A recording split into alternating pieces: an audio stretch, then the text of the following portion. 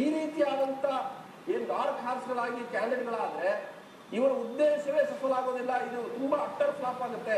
Dark horse ಅಲ್ಲ, sure horse. ಹೌದು sir. Lakshman ಅವರೇ, ಈಗ ನಮ್ಮ ಮಂಗಳೂರು ಎಂಬ ಲೋಕಸಭಾ ಕ್ಷೇತ್ರ ಈಗ ದಕ್ಷಿಣ ಕನ್ನಡ ಲೋಕಸಭಾ ಕ್ಷೇತ್ರ ಆಗಿ ಬದಲಾವಣೆ ಆಗಿದೆ 2009ರ ಚುನಾವಣೆಯಲ್ಲಿ. ಇದು ದಕ್ಷಿಣ ಕನ್ನಡ ಲೋಕಸಭಾ ಕ್ಷೇತ್ರ. ನಾವು ಈ ಹಿಂದಿನ ಮಂಗಳೂರಿನ ಇತಿಹಾಸ ನಾವು ಗಮನಿಸಿದರೆ ಕಳೆದ 14 ಚುನಾವಣೆಗಳಲ್ಲಿ ಮೊದಲ 8ರಲ್ಲಿ ಮಾತ್ರ ಕಾಂಗ್ರೆಸ್ ಗೆದ್ದಿದೆ. ಕಳೆದ 6 ಚುನಾವಣೆಗಳಲ್ಲಿ ಭಾರತೀಯ ಜನತಾ ಪಕ್ಷ ಇಲ್ಲಿ ಜಯಿಸಿತು. ಕಳೆದ 6 ಚುನಾವಣೆಗಳಲ್ಲಿ ಬಿಜೆಪಿಯ 3 ಅಭ್ಯರ್ಥಿಗಳು, ಧನಂಜಯ ಕುಮಾರ್ 4 ಬಾರಿ, ಡಿ.ವಿ. ಸದಾನಂದಗೌಡ 1 ಬಾರಿ, ಕಳೆದ ಬಾರಿ ನಳಿನ್ ಕುಮಾರ್ ಕಟೀಲ್ ಅವರು ಜಯಗಳಿಸಿದರು. ಯಾವ ರೀತಿಯಲ್ಲೂ ಇಲ್ಲಿ ಕಾಂಗ್ರೆಸ್ಸಿಗೆ ಸ್ವತಃ ರಾಹುಲ್ ಗಾಂಧಿ ಅವರ ಅಭ್ಯರ್ಥಿ ಅಂತ ಬಿಂಬಿಸಿದ್ರು ಕೂಡ ಕಾಂಗ್ರೆಸ್ಗೆ ಬಹಳ ಕಠಿಣವಾದ ಸನ್ನಿವೇಶ ಇದೆ. ಆದ್ರೆ ಈಗ ಕಾಂಗ್ರೆಸ್ನಲ್ಲಿ ಅಭ್ಯರ್ಥಿಗಳ ಉತ್ಸಾಹ ಯಾಕೆ ಅಂದ್ರೆ ಮೊನ್ನೆ ನಡೆದಂತಹ ವಿಧಾನಸಭಾ ಚುನಾವಣೆಯಲ್ಲಿ ದಕ್ಷಿಣ ಕನ್ನಡ ಜಿಲ್ಲೆಯ 8 ಸ್ಥಾನಗಳಲ್ಲಿ 7 ಸ್ಥಾನ ಕಾಂಗ್ರೆಸ್ ಬಂದಿದೆ. ಹಾಗಾಗಿ ಅಭ್ಯರ್ಥಿತನಕ್ಕೆ ಬಹಳ ಉತ್ಸಾಹ ಇದೆ. ಈ ಕಾರಣಕ್ಕಾಗಿ ಈ ಒಂದು ವ್ಯವಸ್ಥೆ ನಡೆದಿದೆ. ರಾಹುಲ್ ಗಾಂಧಿ ಅವರ ಅಭ್ಯರ್ಥಿ ಅಂತ ಹೇಳಿದ್ರು ಕೂಡ ಇಲ್ಲಿ ಕಾಂಗ್ರೆಸ್ ಅಭ್ಯರ್ಥಿಯನ್ನ ಗೆಲ್ಲಿಸುವಂತ ಪ್ರಶ್ನೆ ಇದೆ ಅಂತ ನಾನು ಅನ್ಸೋದಿಲ್ಲ. ಇಂದಿರಾ ಗಾಂಧಿ ಅವರ ಕಾಲದಲ್ಲಿ ಮನೋಹರ ಪ್ರಸಾದ್ ಅವರ ಒಂದು ಪ್ರಶ್ನೆಯನ್ನ ಕೇಳ್ತೀನಿ. ಉತ್ಸಾಹ ಇದೆ ಅಂತ ಹೇಳ್ತಾ ಇದ್ದೀನಿ ನೀವು, ಆದ್ರೆ ಡಿಸಿಸಿ ಮತ್ತು ತಾಲೂಕಾ ಕಾಂಗ್ರೆಸ್ ಸಮಿತಿಯ ಪದಾಧಿಕಾರಿಗಳು ಆಯ್ಕೆ ಆಗಿದ್ದಾರಾ ಅಥವಾ ನಾಮನಿರ್ದೇಶಿತರಾಗಿದ್ದಾರಾ? ದೇವರ್ ನಾಮಿನೇಟೆಡ್ ಆದವರು, ಎಲೆಕ್ಟ್ ಆದವ್ರಿಗೆ ಅಧಿಕಾರ ಇರುತ್ತೆ. ಎಲ್ಲರೂ ನಾಮಿನೇಟ್ ಆದವರು, ಕೆಪಿಸಿಸಿ ಪದಾಧಿಕಾರಿಗಳು ನಾಮಿನೇಟ್ ಆದವರು. ಇವರು ಹೇಗೆ ವೋಟ್ ಹಾಕಿದ್ರು ಮುಂಚೆ ಎಲೆಕ್ಟ್ ಮಾಡೋದಕ್ಕೆ ಸಾಧ್ಯ ಆಗುತ್ತೆ? ತಾವು ಹೇಳಿದ ಹಾಗೆ ಕಾಂಗ್ರೆಸ್ ನಲ್ಲಿ ಇನ್ನೂ ಕೂಡ ಆಂತರಿಕವಾದಂತಹ ಪ್ರಜಾತಂತ್ರ ಅದು ಬೆಳಿಬೇಕಷ್ಟೇ. ಈಗ ಈ ಹಿನ್ನೆಲೆಯಲ್ಲಿ ಯಾವತ್ತು ನೋಡಿದ್ರು ಕೂಡ ಅಂತ ಹಿನ್ನೆಲೆ ನಮ್ಗೆ ಕಂಡು ಬರ್ತಾ ಇಲ್ಲ. 1971ರಲ್ಲಿ ಇಂದಿರಾ ಗಾಂಧಿ ಅವರು ಆರಂಭ ಮಾಡಿ ತುರ್ತು ಪರಿಸ್ಥಿತಿ ಬಂದ ನಂತರ ಕೂಡ ನಾವು ಅದನ್ನು ಗಮನಿಸ್ತಾ ಬಂದಿದ್ದೇವೆ. ಒಂದು ವೇಳೆ ಎಲ್ಲಾ 524 ಸ್ಥಾನಗಳಿಗೆ ಅವರು ಈ ರೀತಿಯಾಗಿ ಆಂತರಿಕ ಚುನಾವಣೆ ಮೂಲಕ ಅಭ್ಯರ್ಥಿಗಳನ್ನು ಆಯ್ಕೆ ಮಾಡಿದ್ರು ಅಂತ ಆದ್ರೆ ಪ್ರಾಯಶಃ ಇಡೀ ಜಗತ್ತಿನ ಅತಿ ದೊಡ್ಡ ರಾಷ್ಟ್ರ ಅನ್ನೋದಕ್ಕೆ ಹೆಮ್ಮೆ ಪಡಬಹುದು.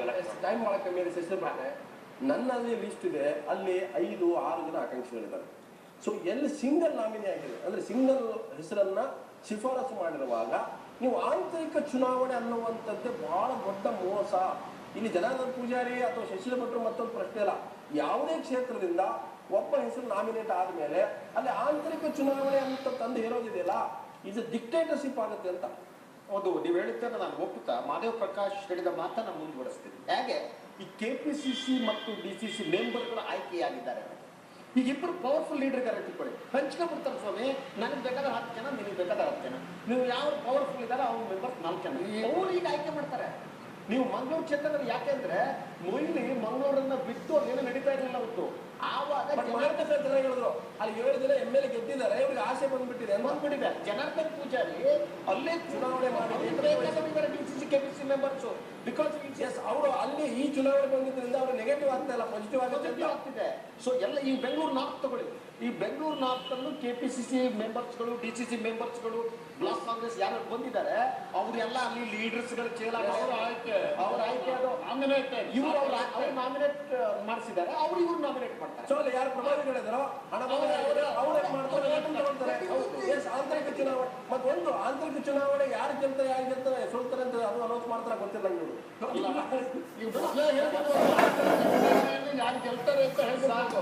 ಜನತಂತ್ರ ಅದು it is not a purchasable commodity. ಜನತಾಂತ್ರಿಕ ವಿಧಿವಿಧಾನಗಳು ಒಂದು ಪಕ್ಷದಲ್ಲಿ ಬರಬೇಕು ಅಂದ್ರೆ ಸೋನಿಯಾ ಗಾಂಧಿ ಅಂತ ಹೇಳಿ ಬರ್ಬೇಕಂಡ್ರಿ. ಸೋನಿಯಾ ಗಾಂಧಿ ಆಯ್ಕೆ ಆಗಿದಾರ? ಎಂದ ಆಯ್ಕೆ ಆಗಿದಾರ ಅವರು? ರಾಹುಲ್ ಗಾಂಧಿ